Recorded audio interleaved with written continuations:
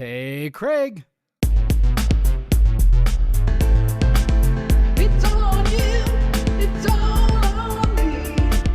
Can't you see? It's all on you, it's all on me. You and me, can't you? It's all on you, it's all on me. Hey, Craig.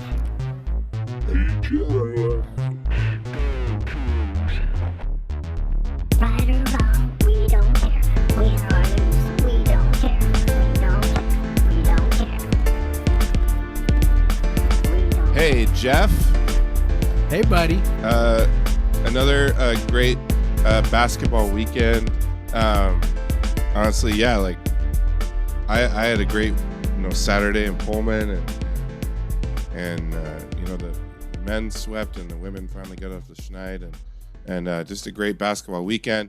Just before we get started, this is Podcast versus Everyone, episode 210. I'm Craig Powers. With me, as usual, is Jeff Nusser. And Jeff, yeah, like I mean, you come into these weekends and you're just like hope that they can take care of business, but in the back of your mind, you're like, it's all gonna fall apart at some point, or they're just gonna take a stupid L at some point. But they just come out and they like they just fully took care of business. We talked about the Cal game already, but coming in Stanford. Stanford's a kind of weird team, especially because of all the shooters they have. And that was really the only hesitance you had coming in. But, WSU being a team that limits three-point shooting, limits the amount of three-pointers you can get up, really plays in their favor when they play a team like this.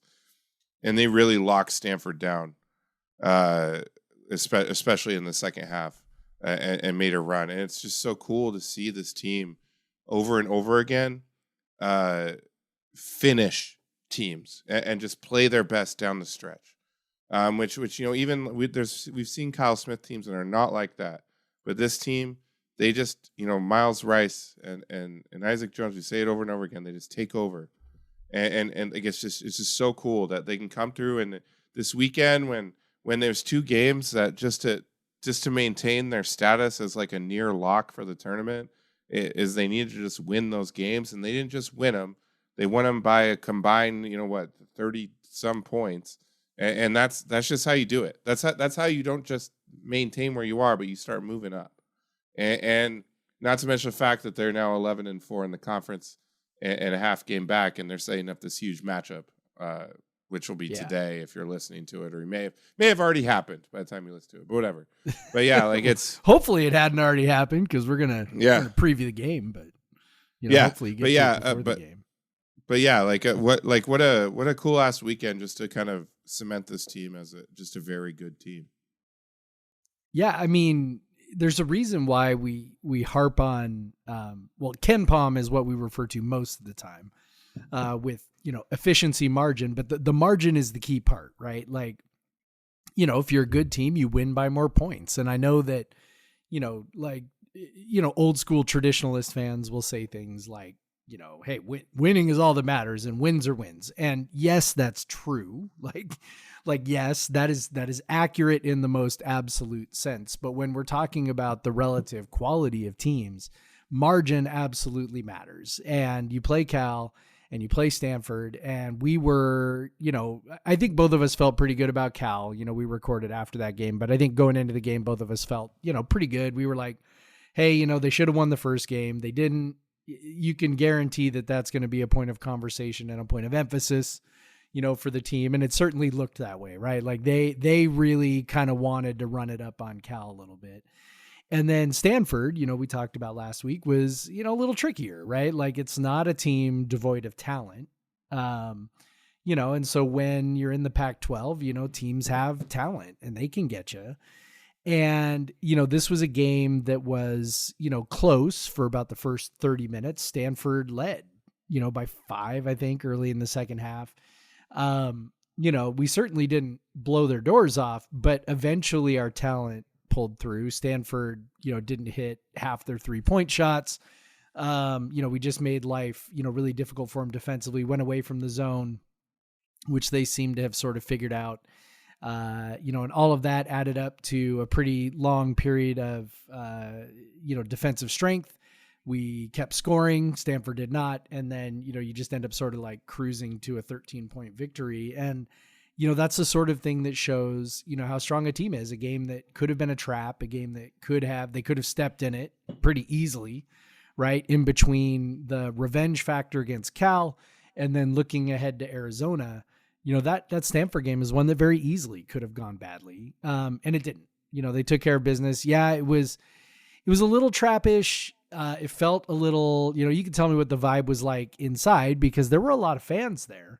But the team just looked, a little flat, not like super flat, but just enough where you're like, there's a little edge off their energy here than what they normally have.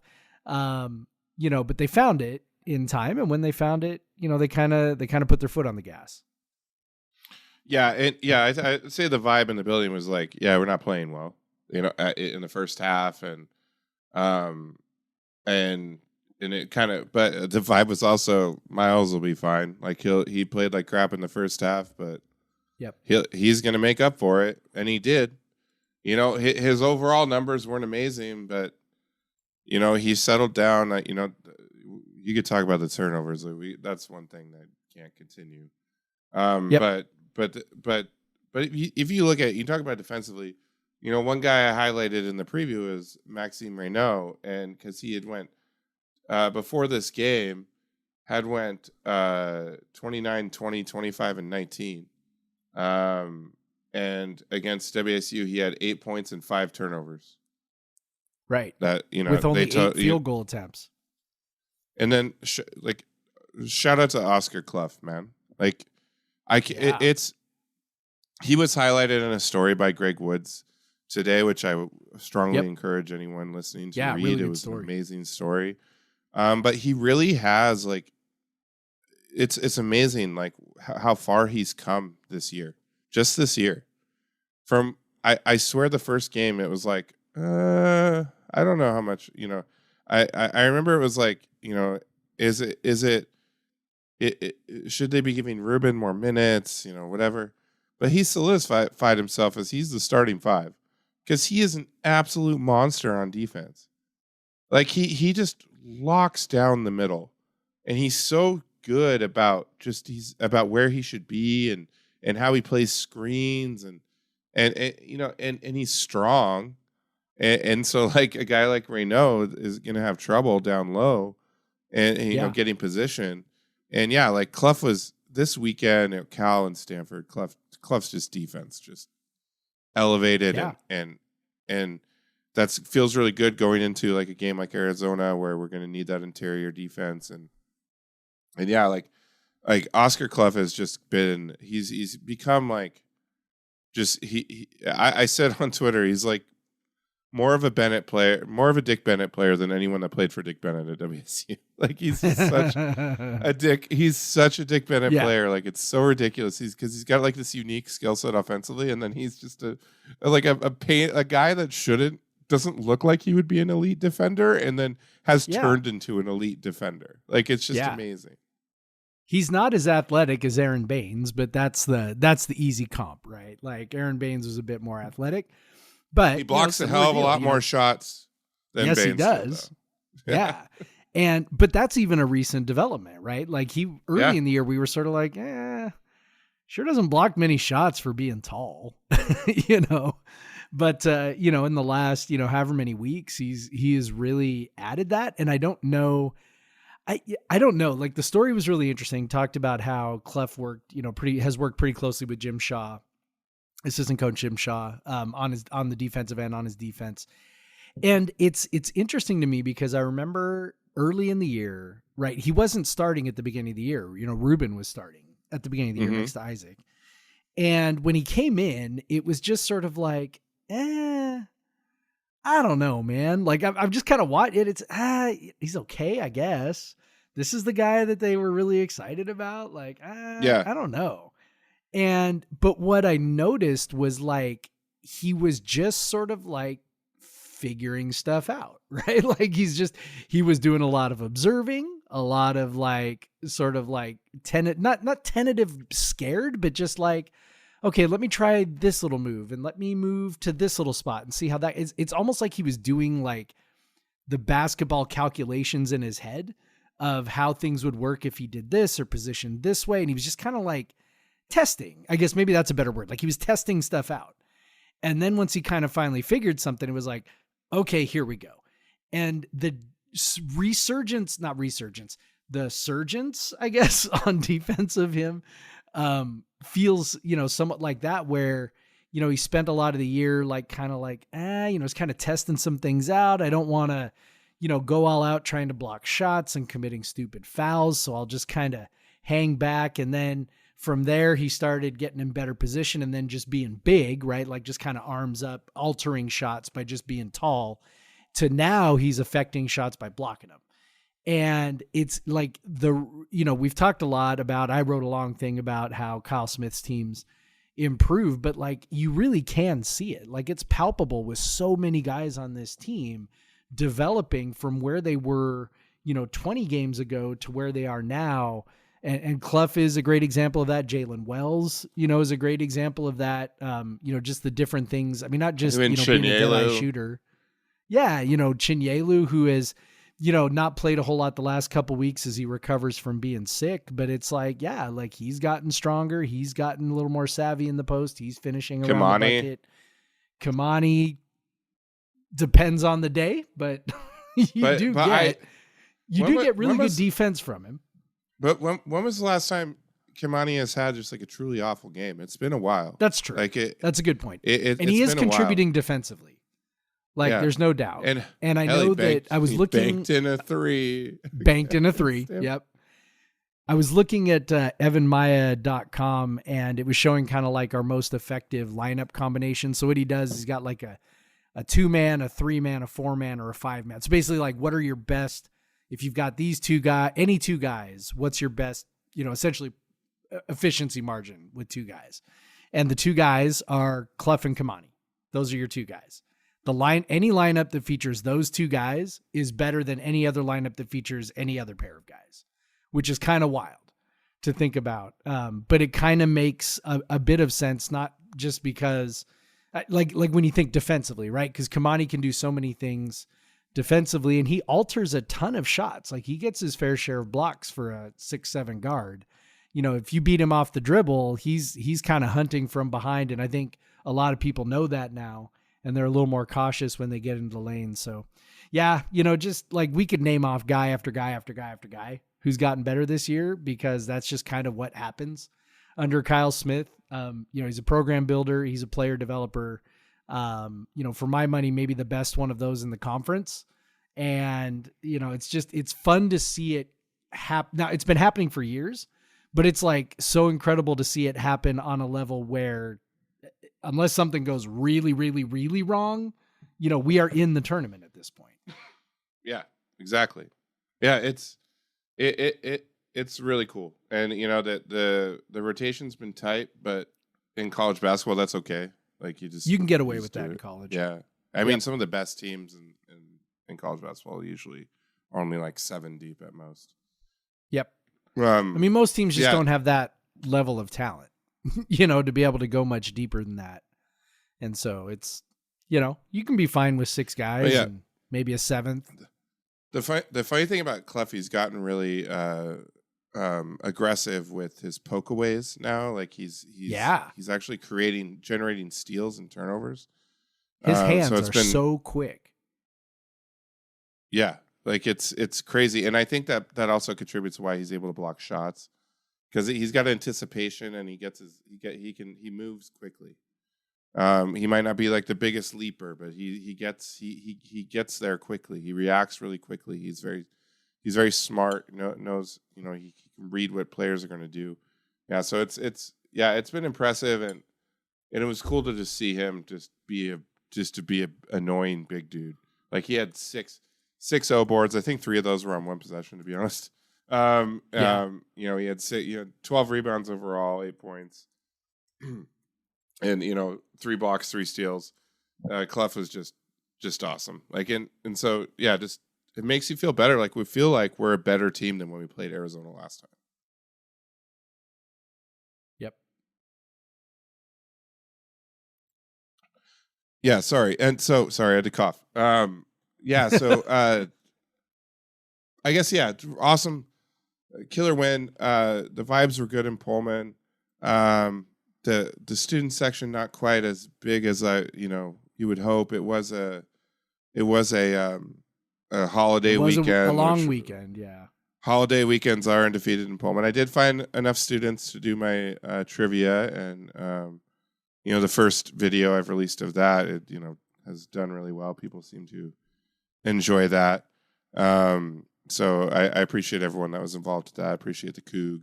That was super fun. But yeah, the vibes are fun in Pullman. Like it was just fun to, especially like the alums that were there. We were just so excited to have like a good basketball team again, and there was a lot of alums there. Like it was a very good alum crowd, probably the best one all year. And I think these this next weekend against UCLA and USC is going to be very, very well attended. Yeah, I agree. And I even think that Thursday night against UW is going to have a big ass crowd too. So I think they're going to get some big 8, 9, 10,000 crowds in these last 3 games, and that'll be awesome. As hopefully they can just knock all those off and just keep stacking wins and get to a point where they could get better and better seeding. Yep. But yeah, so it was great to take care of business, not have to drop back onto the bubble, to stay off the bubble. Because if you lose 1 or 2 of these games, maybe it gets a little more bubbly. But now it's you're feeling good, and you're staying up now. Like again, like this game on Thursday or on tomorrow or today when you're listening to it against Arizona is for first place in the Pac-12, and that's incredible. This team that started 1-3, they're now 11-4, and they're playing Arizona for the lead in the Pac-12 with what would be after 4 games left. Which is just an incredible thing. And sometimes we talk about, you and I have talked about just like, and you wrote about it in your newsletter too. It's just like enjoy the moment and just like live in the moment. Don't worry about like where these guys are going next year. Don't worry about where maybe Smith will be going next year or anything. Just sit here and enjoy like the fact we have this week leading up to this big game. And also this is kind of like there's a lot more pressure on Arizona than there is on us in this. Arizona's supposed to win these games. They're trying to get a 1 seed. They're trying to do all this stuff. They're supposed to win the conference, all that stuff. We weren't supposed to be here. And we've already beaten them once. And so we're just playing like, hey, if we win this, then things are really, then there's a whole new set of goals like right there, But if we don't, you're still like, it literally does not impact your standing. You're like 90+ chance of getting to the tournament, projected chance. Like you'll be fine. But that being said, it would be fucking awesome to win. And now it's just going to be, how much will this game look like that first one when we talked about WSU was doing well on the in blocks and dunks, and honestly, like we came away after that game, it was like WSU didn't play perfectly, but they still won. Right. And what we've meant, like I mentioned earlier, this team is better than that team that beat Arizona earlier in Pullman. And if you want some like kind of tangible proof of that, in their last 10 games, which is after that Arizona game, WSU is on Bart Torvik in his Bartag, his Pythagorean ranking, is 11th nationally in their last 10 games, and Arizona is 10th. I know I tweeted 10 and 9 earlier, but they're everybody's last 10 games, everybody in the country, their last 10 games, and then ranking those last 10 games. And we're playing like the 10th best team in the country. or 11th, and then right? Arizona's 11th 10th. best team in the country. Yeah, and Arizona. Well, we were 9th and 10th like a few hours ago when I tweeted that out, but now it's 10th and 11th. But regardless, we've been playing roughly at Arizona's level for the last month and a half since we've played them. We've been playing at their level, and so like this is a game that WSU can win. It's a tough game. Like there's really truly a tougher place to play in the West Coast. It's just, you're not going to get any calls on McHale. This crowd is insane. Like they're always hyped up in men's and women's basketball. It's just a crazy arena. Like it's a bunch of like 60 white-haired 65-year-olds that just like yell their lungs out. Like it's hilarious. But yeah, it's a tough place to play. But hey, you know what? They beat them there last year. Now I think Arizona's going to probably come in with a little more intensity than they did last year in this game. But so is WSU. I mean, you think so, but I mean, Arizona is, I don't know, man. They're a tough nut sometimes. Like, especially under Tommy Lloyd. Like they will do all sorts of things that make you feel very weird about them. And, they'll not, bring it in a game where you would assume that they'll have it. They will, and they're a flawed team too. I mean, that's the other thing. Like, I know they're very good. I know they win a ton of games, but they do not have, like, for example, when we talk about that first game you mentioned, right, we had all the blocks and the dunks, right? And it's like, I mean, Arizona's really only got one big. I mean, he's a very big, Omar Ballo is a huge big who does a lot of stuff. But like when he's not on the floor, they're not very big at all. And he can be prone to foul trouble at times. There can be issues. So, and then they love to shoot the three. Caleb Love loves shooting the three. They didn't have a great 3-point shooting game against us, and I don't think it was super fluky. I mean, they missed some open shots, which, you kind of have to have sometimes, but, it didn't feel, crazy fluky. Well, they shoot a good percentage from three, but they don't shoot a lot of threes.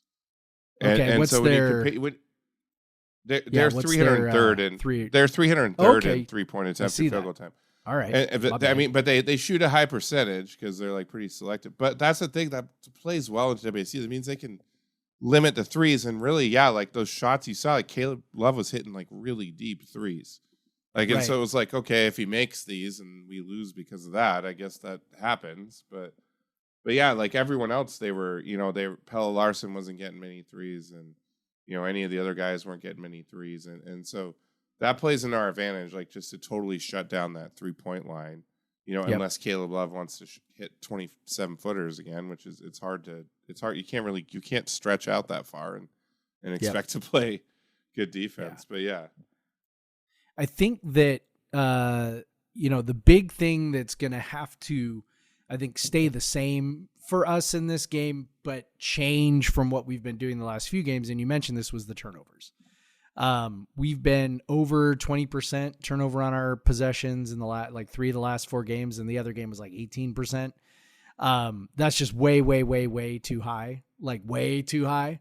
In the first game, I think we had 9 turnovers, I think, right? Yeah. 9 turnovers, which was only 13% of our possessions.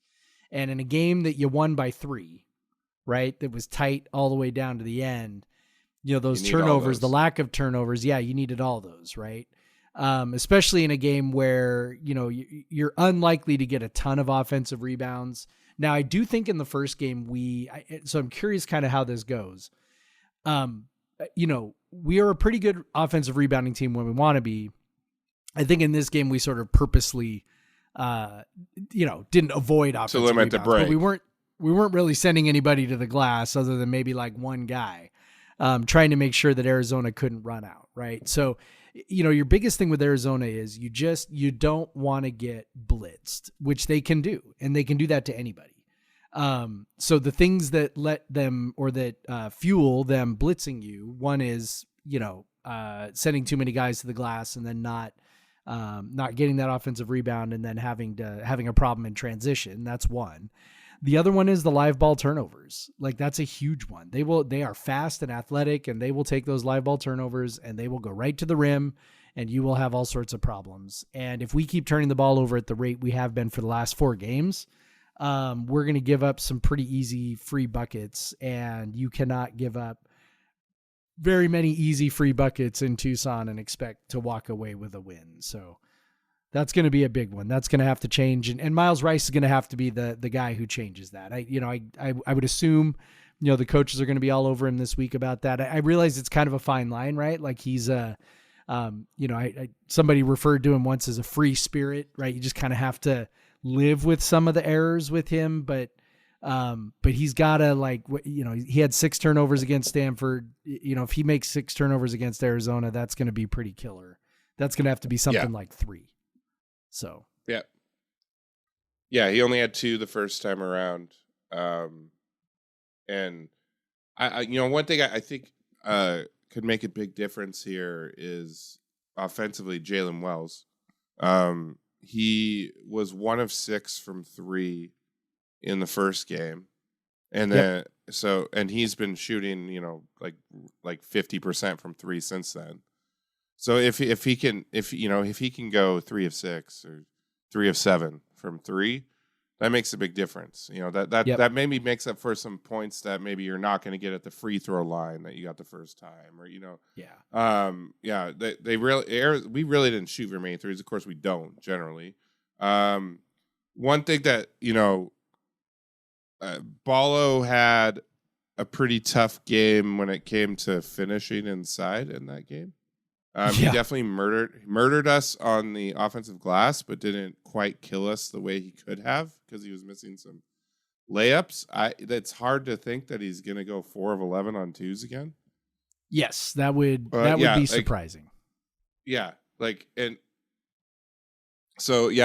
something that you gotta think is in the math, that he's not going to go 4 of 11 on 2s. Now maybe, but maybe someone else is gonna not do as well. Maybe Caleb Love is not gonna hit 5 threes or whatever. I don't know. But it's you got to think WC's gonna have to kind of make up for that somewhere, and so getting more from Wells on the outside, threes from Yaki, scoring wise. Hopefully Rube is feeling better, because I think we're gonna need all hands on deck, just defensive rebounding and stuff in this game.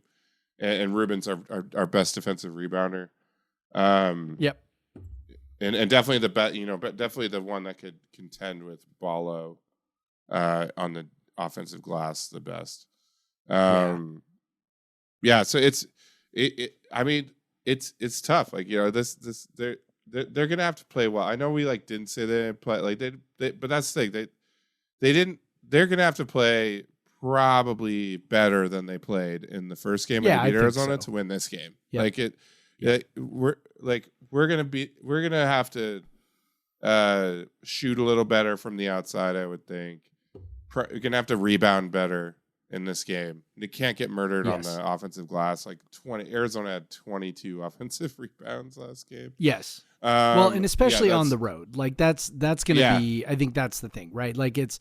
It's one thing to get beat on the offensive glass at home where, maybe, you don't if you get murdered on the offensive glass on the road, you're going to be sending the other team to the free throw line 30 times.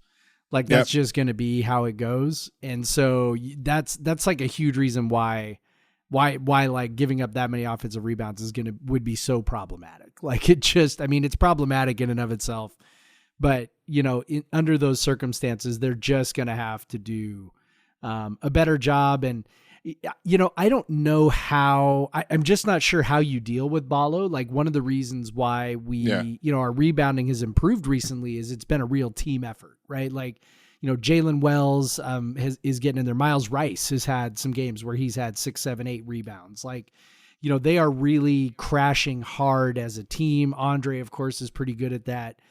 But it's I don't even if you send 4 guys to the offensive glass, I'm not sure it matters, because he's 7 feet tall, he's 260 pounds, and he's got a 7'5" wingspan.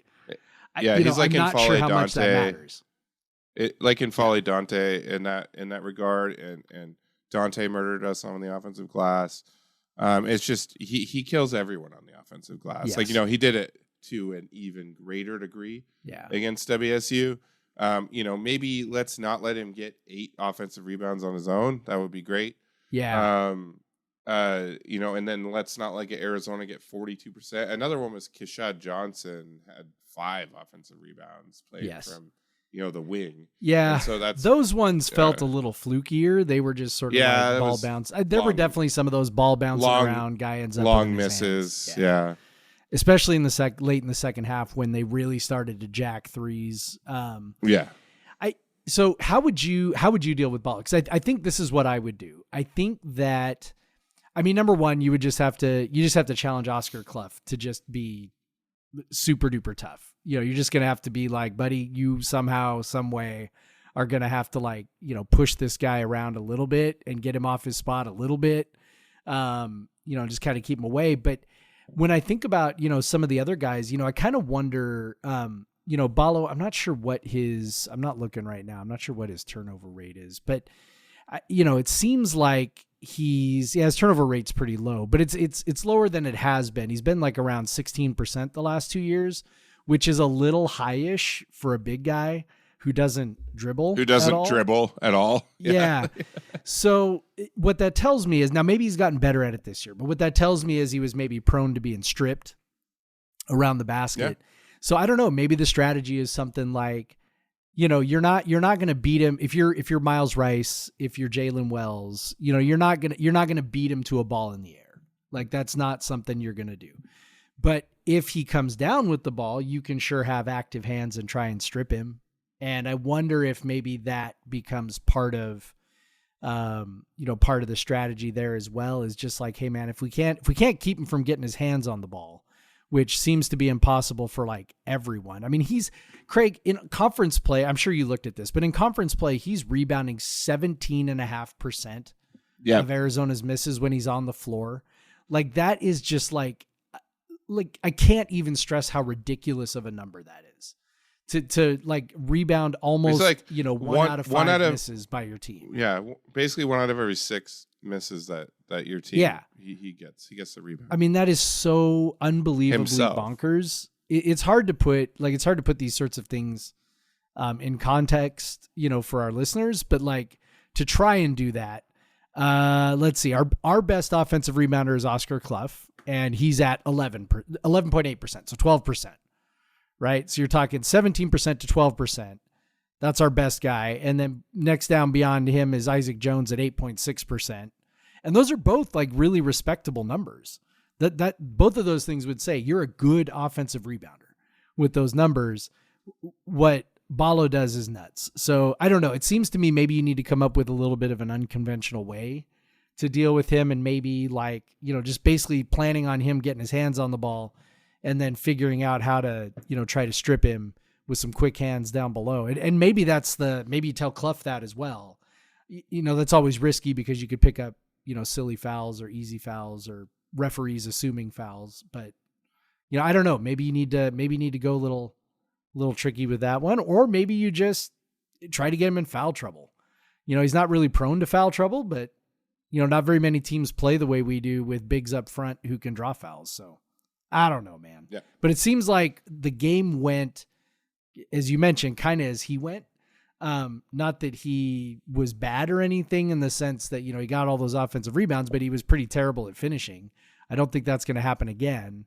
So if you can limit him, it sure feels like, Caleb Love is going to get his, Pelle Larsson is going to annoy the shit out of you, whatever. But Ballo's the kind of guy who can really like sort of flip the game for him, at least against us, where our strength is on the interior. Yeah, absolutely. I think a WSU win's going to have probably like 7 or 8 3-point makes for WSU on 18 to 20 attempts. It's probably going to have to be 40 to 45%, something like that. And then like their offensive rebounding rate's probably gonna have to be under the defensive rebounding rate's gonna have to be better than 60%, 60+% at least. We can't be good. Like if you can hold them to 35% offensive rebounds, I think you feel pretty good about that. Yeah, and then 45. Yeah, like I think those are two factors, and then the biggest thing, and you mentioned earlier, is just you cannot have live ball turnovers. Yeah, the turnovers. Yeah, because you get the Arizona crowd. You get the Arizona crowd. You get them into it with runouts and everything. Runouts, dunks, transition threes, all the stuff that they do. Yeah. Yep. Like it's not just like what it's like the noise. It's what refs start feeling when the crowd is that loud, and what they want to call. So it's a big thing. So yeah, like let's maybe they'll focus it. Kyle does a great job when they play really good teams. Like it's almost like it's a different team comes out when we play like these really good teams where we know that every possession is going to matter in the end. Yeah. And so I believe that they will do that. Now, will it be enough to win? I don't know. Arizona's super good. Like WSU could play great in this game and still lose. We just watched Florida and Alabama play Alabama at Alabama, and Florida played a hell of a game. They just had a few lapses, but honestly, some of that was a product of just how Alabama plays too. Yeah. And Alabama's then they good. end up losing. Yeah, they end up losing in overtime because, like you said, Alabama had that stretch of like just didn't miss a three, and they just it's just like these teams that are really good. They just come at you in so many ways that even if you do feel like you succeed in one area, they can get you. And so because they still have Caleb Love, he could shoot them in or out of a game at any time. Yep, he was kind of in between at times in Pullman. He shot them out of it and then back in it at the same time. Yeah, which he does have a tendency to do. Yep. So yeah, it'll be interesting. And yeah, if they win, if WC wins, they're first, and suddenly you're talking about, hey, maybe they could play in Spokane, like in the first two rounds. Like if they win this game on Thursday, then you start talking about, okay, maybe they can get like a top 5, 5 seed, 4 seed, and play in Spokane. Yeah. Which would be incredible. I mean, just that would be unreal. I'd be getting my press because I know I would probably never be able to get a ticket. I'd be getting my press credentials. Oh yeah, together. I've already thought about that too. It'd be press credentials. Like I think I'll get a press pass. Yeah, so. I think we'll have a big Cougs Center press contingent there. Yeah, exactly. That. But yeah, that would be pretty cool. But yeah, so I mean, there's another game this weekend too. I think Arizona State could definitely be a trap game. We talked about this on the road. I mean, the big thing though is Arizona State is a terrible offensive rebounding team. WSU should dominate honestly, they should probably dominate the glass on both ends. Yeah. And that I really think like the interior WSU could dominate in this game. You look at what Arizona State doesn't shoot that well. WSU limits shooting. I really think this would be a really good defensive game for WSU. Yeah. To that, if their legs are a little beaten or shots aren't falling, they could save themselves just by limiting the amount of points that Arizona State scores. And Arizona State doesn't shoot free throws well, and that's the one thing WSU's been killed by is that every fucking team shoots free throws well against them. Yeah. The biggest thing Arizona State does, back to the same theme, not to be a broken record, but they generate turnovers. And their defense is good. They turn you over. They're number 2 in the Pac-12 in conference play in defensive turnover percentage. And they limit turnovers too. Yes, and they limit turnovers. And the funny thing is they're not a good field goal defense team, but they do turn people over, and that's how they. That's essentially how they play defense. It's not really a good defense in conference play. They rank 10th overall. What's crazy is that they generate all those turnovers and they don't turn it into offense, which is kind of nuts. Like their offense is horrendous. And they have like the shortest defensive possessions in the conference. They are a bit of a conundrum in terms of all those things. So I think the biggest thing we have going for us against Arizona State is Arizona State's just bad. I think they're just not good. Yeah. Like they're really not good. So they've won 2 out of the last 3, I guess. They did beat somehow. I don't know how they beat Utah in Salt Lake City, which like we've never been able to do, but somehow they fucking did it. I don't know. But before that, they had lost 7 of 8, and all but one of those losses were by 9 points or more. So they were just kind of they weren't just losing, they were getting beat pretty bad. They did beat, like I said, they beat Utah, they beat Oregon State at home. All right, we're starting to feel pretty good. And then they go play at Arizona on Saturday and lose by 45, 4-5. I watched that game because I was like, oh, we're going to play these 2 teams next weekend. And I was like, oh shit. Like Arizona wanted to crush them. Like it was, wow. It was a whole thing watching that game. So Arizona State pretty much sucks. That's probably the best thing we've got going for us. They shoot a lot of threes, but Yep. they don't shoot them particularly well. They shoot them horribly. Yeah, so that tells me they're, even as we're pressuring them and trying to push them off the line, they are still going to try threes, which means they'll be trying difficult threes, which is good Yep. for us. And I think if you look at if you just look at the matchup of 2-point percentage when WSU has the ball and ASU has the ball, if WSU gets it inside, like it's gonna be over. Like Clough and Isaac are just gonna just destroy them, and they don't. They do have they have a backup big, and Gaffney's a pretty good shot blocker, but other than that, like they're pretty thin up front. So as long as we don't turn the ball over up top, you could really see them dominate inside. So like this could be about both this weekend. If you limit turnovers, they just really need to change that turnover tendency that they've had recently. Need to lock that down. That's the teachable moment from this weekend for the Cougs, is take care of the ball, because you have 2 teams that thrive on these turnovers when you go to Arizona. So you need to clean that up. And like you said, that's Miles. That's first and foremost is Miles in cleaning that up. Yep. Yeah. I mean, I'm excited. It's, I in my, after the game report thing that I do after Arizona, I said that I thought this was maybe the biggest regular season game ever. And you said, actually, and I was like, I forgot about that. It was 2007 against UCLA, same kind of deal, right? Yeah. UCLA came to Pullman. It was the last 2 games of the year. And right, WSU was that. WSU was 1 game back of UCLA, and they played on Thursday, and UCLA won. There was a massive crowd. We camped overnight. I was a student. We camped overnight to go to the game. Didn't go to class that day. I think some people left throughout to get the day to go to some classes. I don't think I did. I think I just I was staying around. We camped overnight. It was a huge crowd. I think both the games that weekend were sellouts.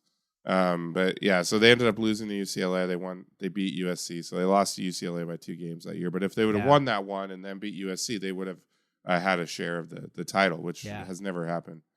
By the way, do you want to know why I forgot about that? Now I'm remembering why I forgot. I just went back to 2007. Yeah. Okay, here's why I forgot. Thursday, March 1st, Sarah goes into labor with Joshua. Yeah, that's what happened. I was watching that game, and she started to go into labor, and we ended up leaving to go to the hospital. And so I was kind of watching it on the TV in the hospital room, watching the end of it, but it was literally during the game, at the beginning of the game, that she started to go into labor with for people who don't know Joshua, my eldest son. So this is my kid who's a junior now, and he's about to turn 17. He was born on March 2nd. So I remember I remember watching that game as I was frantically, it was on the TV while I was frantically like throwing shit together, trying to get Sarah to the hospital. So yeah, that's why I forgot about that. That's funny. Yeah, it was. That's why. Like it. Yeah. The funny thing is, that's actually my second daughter's birthday. Is March 1st now. And that's the reason why I won't be able to go to UCLA on March 2nd is because I have to go to my youngest third birthday. So yeah. but I mean, yeah, you don't so have to, but yeah, but I don't know. I like being married. It's cool. I mean, yeah, it's good, I guess. Yeah, I guess it's all right.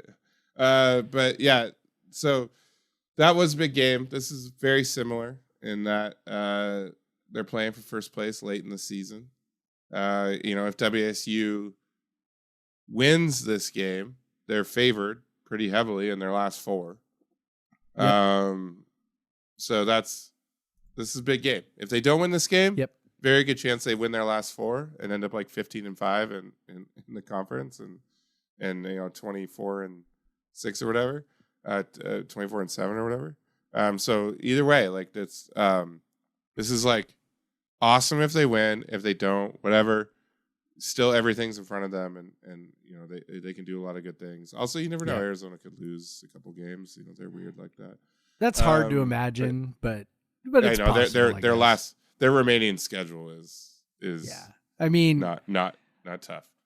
Home to Arizona. They do go to UCLA. Home to Oregon, at UCLA. I guess those could be.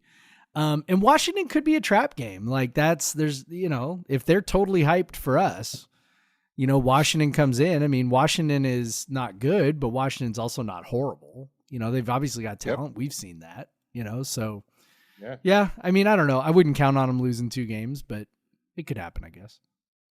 But yeah, if you win this game, like basically, if WSU, if they win out, they're the regular season champs. Yes, indeed. At this point. But it's kind of crazy to think about. Be like, we control our own destiny. Everything in front of us, man. Everything in front of us. Yep. All right, and to that I say cheers, and so I want to know what you're drinking tonight. Yeah, man. Okay, so I have a bottle of a 12-ounce bottle of The Abyss, a recently packaged, a recently bottled version of The Abyss. So this was bottled just in November, so not that long ago. Nice little barrel-aged imperial stout. So I'm curious because it's very rare that I have one that's recently bottled. Usually if I get something like this, I just kind of throw it in the fridge and let it age for a while. And then if I'm drinking with you, usually you're pulling something out of the cellar that's like, super old, been aging or whatever. So like what I'm finding with it is, I don't like it very much. I'm kind of surprised. I thought I would. And I was like, gosh, I don't really like it. Like there's a really strong bitter on the back end, like almost kind of like a distasteful bitterness on the back end. And I was like, did I get like, I don't know, like, is this just like an early, like it hasn't mellowed at all yet? Is this something with me? Like I jumped on Untapped and I'm like, what do other people think after I had it? And other people seem to love it. So I don't know. Like what am I potentially experiencing here? Well, one, I'd say it's got a 4.1 rating on Untapped, which for a barrel-aged stout is not that high. That is like, I know that sounds stupid. That's true. Like that's stupid, but like I don't know, like The Abyss is weird, and I don't know if I've really liked it that much since, like I always say, like I think the last like really good one was like 2014. Yeah.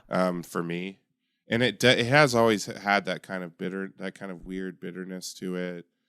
But yeah, it has cherry bark in it. It has licorice in it, molasses. That's kind of their signature is the molasses. Yeah. aged in they always blend the barrels, so they age part of it in bourbon barrels, part of it in wine barrels, and part of it in just oak barrels. So it's probably Okay. not as like it's probably not as tamed as it would be if it was just like a bourbon barrel. And I think most of the ones you've had were like just strictly bourbon barrel aged beers, and it was like Okay. 100% bourbon barrel aged. Like this isn't fully like bourbon barrel aged. There's wine barrel aged in there and stuff. So Okay. it's definitely like a different. Abyss is a different flavor, and it's also kind of an old school stout where they're not trying to make it sweet. It wasn't a sweet stout, so like that bitterness, they're balancing it. They want to balance it. And so it's not like since you've like gotten into barrel aged stouts, I think they changed a lot since the Abyss was one of the first ones. They've changed quite a bit in terms of like they're a lot sweeter now often, or they're just they definitely don't use molasses and stuff like that. So and they're usually like 100% bourbon barrel aged, or some other type of whiskey barrel. So I think it's probably just like a very different taste, and I think it's fine. Like I haven't really been into it in a while. Yeah. So I don't think you're crazy. Okay, because I would not give it a 4.1 or 4.0 or whatever. I'd give it if I was still doing like Untapped ratings, I'd give it like a 3.75 or something. Like I'm just kind of like it's fine. I'm definitely catching some of that cherry. It's pretty low key, and then some of the other stuff, people are like, oh yes, I taste the licorice, and I'm like, I don't know, man, it just tastes really bitter to me, like unpleasantly so. So anyway, I don't know. I got a Bodhi here to drink on the back end to wash it down. So. They're at least they're like cheaper than they used to be now, because when they come out like those 12-ounce bottles, like for a 4-pack of those is like the same price as what the 122-ounce bottle would have used to cost. So that's what I bought. So definitely, so I have the 4-pack. So actually, you have you have 3 more of them. I did so you get have the 3 4-pack. more of them. So I'll maybe space them out a little bit. Maybe I'll have another one in 6 months, and I'll report back. We'll do our own little scientific test here. See what I think. I'm sure that some of those aggressive flavors will definitely like mellow out with age, although not as much with them, because they pasteurize the Abyss now, because they had 1 year where it was infected like early on, so they've been pasteurizing it for a long time, which just means they basically they get it really hot and kill all the make sure there's germs killed. But which is you definitely in Goose Island does that with Bourbon County Stout now too, since 2015 when they had a bunch of infected. Yeah, I remember when I came over to your house. You were doing a beer share for your birthday, and we tasted infected Goose Island beers. Yep, we did infected roulette. Yes, one of my favorite games. Boy, that was fun. Yeah, but yeah. What about you, man? So I'm having a beer from Structures, another one that D got me up in Bellingham. This one's called Forest King, pub style American brown ale, conditioned on Steed Roasters Bygone blend, and it is delicious. It's basically a coffee brown ale, and it is delicious. Like the coffee tastes like a very good coffee, like a very, very good roast of coffee, and then they basically added it to this brown ale, and it's just like such a good combo. Like it's kind of like you're drinking a nice, really nice iced coffee. Like it's really good. Like I'm really enjoying it. Like yeah, it's a very tasty. And then I have an IPA from Single Hill that I'm going to drink after this, which is they have this second brand now called Daliance Beer Project. So I'm trying doing the West Coast IPA from that. So I tried them. It was good. I got to go to Single Hill because we went to Yakima this weekend, and then I just had the one trip over, the one night over in Pullman. But yeah, it was nice. Always nice to go to Single Hill when I'm in Yakima. Very good brewery. We love Single Hill, and then I got to see Sarah from the Sounders Capo, so that was fun. But yeah, just a But yeah, the structure's beer, very solid. If you see it, I recommend checking it out. It's in this kind of like bronzy label. It's got like a skull with a kind of a crown of it's just like, I don't know, like it's a very metal looking label. But yeah, it's good. Highly recommend it. If you see it, Forest King coffee brown ale, check it out. Very good stuff. That sounds awesome. But yeah, so men's team going down to Arizona this weekend. The women's team just went down to Arizona. Now, the Friday game against Arizona was a big bummer, and it had one of those after the stretch that they've been on, just to get whipped by a team that you handled pretty easily up in Pullman when you had Charlize was a pretty big bummer. Arizona's a pretty good team. They're like a top 50-ish team, so that's going to be tough on the road. But just to lose like that, just to get beat so badly was a bummer. And then, but they came back, and Arizona State is not good, but they're still, if you're not playing well, they have beaten some teams this year, like UW. You could lose, but they especially in the second half, well, they kind of had them all the way, but really in the second half really took over the game and extended the lead. And that was good to see. It's good to see Tara have a big game, because they also won when Bella didn't really have a good offensive. She didn't have a good offensive game, but you see Tara had a good offensive game, and LA has been having a lot of good offensive games, but she just hasn't got a lot of support. And I think what you hear over and over again is they just don't have like leadership on the team right now, because Charlize was not just the best player on the floor. She was also a voice in the locker room, and that, it's harder to be that if you're not playing. Yeah. So I mean, the word talisman is the one that comes to mind, right? Like she was the North Star. She was the leader, and sometimes that can get overused a little bit, but I don't think it's over dramatic here. Like she was the center of the WSU basketball universe, and she did a great job of making sure everyone else was a part of that too. But I mean, ultimately it was her, and the team had looked, pretty lost without her in the games. And honestly, they've taken a lot longer to adapt than what I anticipated. But after that Arizona game, they go to Arizona State and they, crush the Sun Devils, which was so nice to not just like eke out a game against a bad team, but to like put it on someone. I don't know, man. It felt a little cathartic. Yeah, it felt really good. I was getting ready to drive back to Yakima, but I went over to watch the game, just watch it on a laptop in the Coug with Jamie, and we watched that, and it was very cathartic. And then we flipped over and watched like the triple overtime Arizona UW game where Arizona pulled it out, which was great.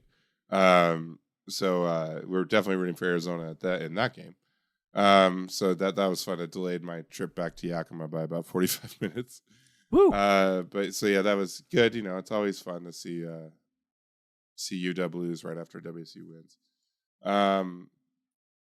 Which by the way, when UW lost to Cal on Saturday, we were in the Coug, and that was fun. It's always fun. There's very like, I don't know if there's a better place other than like watching WSU beat UW in person. Yes. Like, I don't know if there's a better place to watch UW lose whatever random game than in Pullman and at the Coug or my office. Like, I don't think there's like, it's just so fun to like watch UW lose in those places. Like, that's we were at the Coug, and it was like a big cheer. And some people were like, well especially the way it happened, right? It's like, I don't, like, don't give a shit about quads when it comes to Washington. Yeah, exactly. So the women now coming up, they have Oregon and Oregon State. Oregon State on Friday. Oregon State has been one of the hottest teams in the league. They also could be without Reagan Beers, which would be helpful. They definitely didn't look as, they gave USC a lot, but they didn't. I think with Beers they might have beaten them. But their Oregon State has just been like so good for much of the year. They just weren't really recognized, and now they're up to 9th ranked in the AP.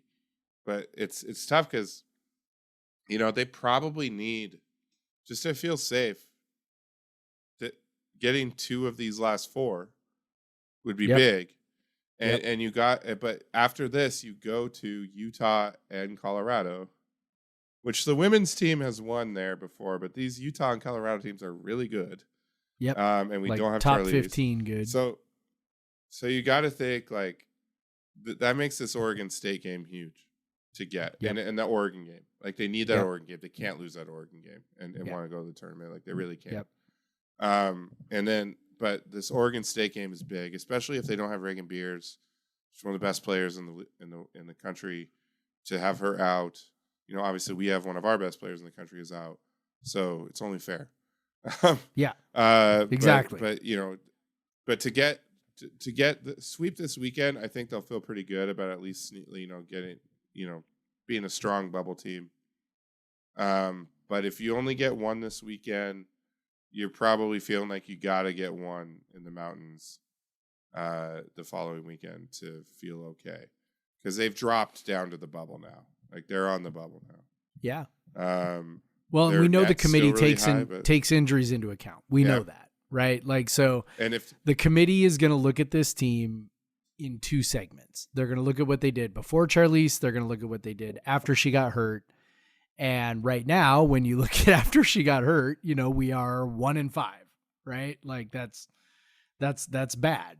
That's really, really bad. So, you got to show that you belong after that, so if you can beat Oregon State and Oregon, then you're in really good shape, right? Oregon State, the committee doesn't seem to look, right? Like we always say like the committee, but it's like, based off of what we've seen them do, they don't tend to look at game by game. So they don't look at like a game and be like, oh man, you were missing this player for that game.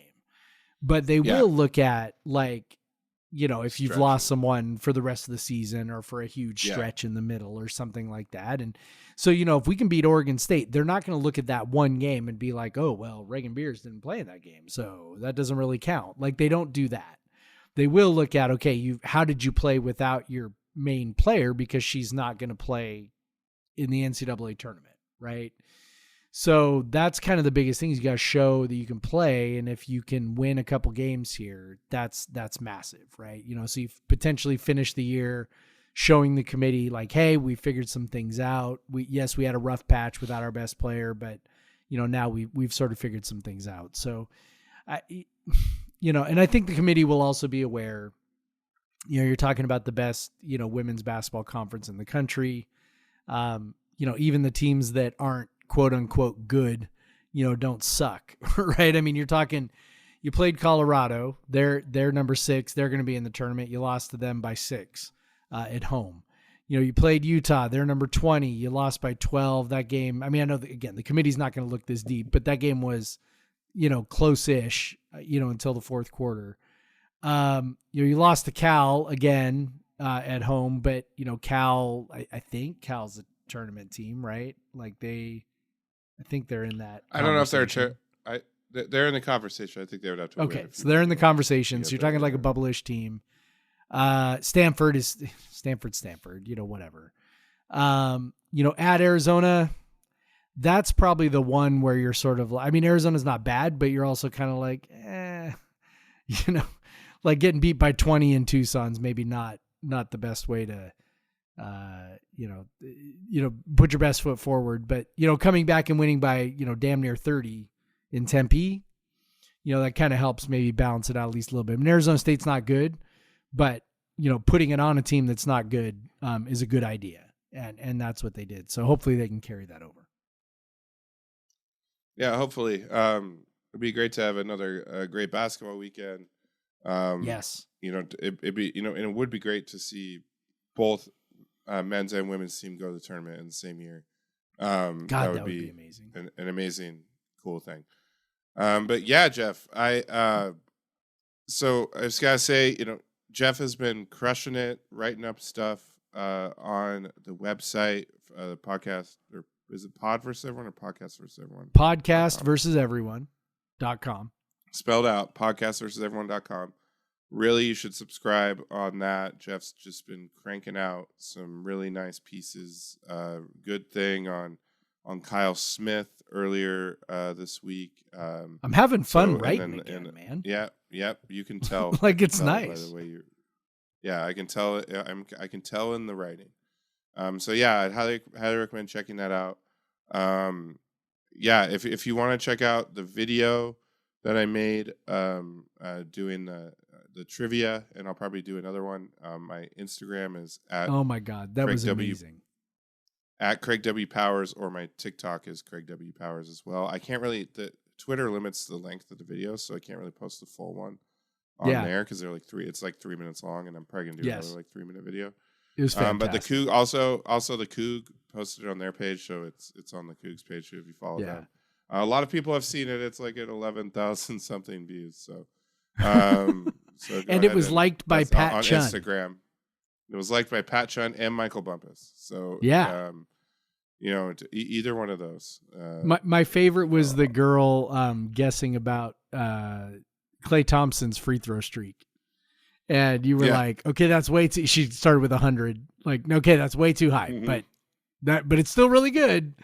And then eventually she hit it, and you were. I loved your celebration, like she had just won the lottery or something. It was fantastic.